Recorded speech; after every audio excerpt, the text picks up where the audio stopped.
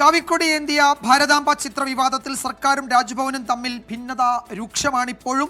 മന്ത്രി വി ശിവൻകുട്ടിയെ ന്യായീകരിച്ച മുഖ്യമന്ത്രിക്ക് രാജ്ഭവൻ വീണ്ടും മറുപടി നൽകുമെന്നതാണ് ഒരു പ്രധാനപ്പെട്ട വിവരം. താൻ ഒരു പ്രോട്ടോകോൾ ലംഘനവും നടത്തിയിട്ടില്ലെന്ന് മന്ത്രി വി ശിവൻകുട്ടി ഇന്ന് പറഞ്ഞു. കേരള സർവകലാശാല പരിപാടിയിൽ സംഘാടകർക്കെതിരെ പോലീസിൽ പരാതി നൽകിയ സംഭവത്തിൽ വിസിയും രജിസ്ട്രാറും തമ്മിലുള്ള ഭിന്നത രൂക്ഷമാണ്.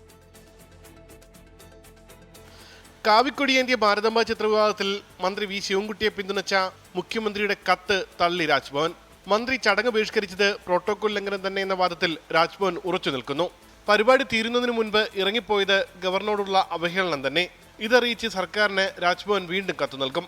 പ്രോട്ടോകോൾ ലംഘനം നടത്തിയിട്ടില്ലെന്നും RSS നേതാക്കളാണ് രാജ്ഭവൻ നിയന്ത്രിക്കുന്നതെന്നും മന്ത്രി വി ശിവൻകുട്ടി. ഞാൻ പ്രോട്ടോകോൾ ലംഘനം നടത്തിയിട്ടില്ല.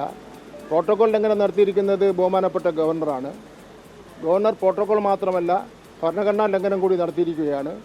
രാജ്ഭവൻ RSSന്റെ പ്രവർത്തന കേന്ദ്രമാക്കാൻ വേണ്ടി പറ്റില്ല. RSSന്റെ 2 പ്രധാനപ്പെട്ട പ്രവർത്തകർ രാജ്ഭവനിൽ പ്രവർത്തിക്കുകയാണ്. അവരാണ് ഈ കാര്യങ്ങളാകെ തന്നെ നിയന്ത്രിക്കുന്നത്. സർവകലാശാലയിലെ സംഘർഷത്തിൽ കേരള വിസിയും രജിസ്ട്രാറും തമ്മിൽ കടുത്ത ഭിന്നത തുടരുന്നു. രജിസ്ട്രാർ നൽകിയ ആദ്യ വിശദീകരണത്തിൽ തൃപ്തനാകാതെ വൈസ് ചാൻസലർ വീണ്ടും റിപ്പോർട്ട് തേടി.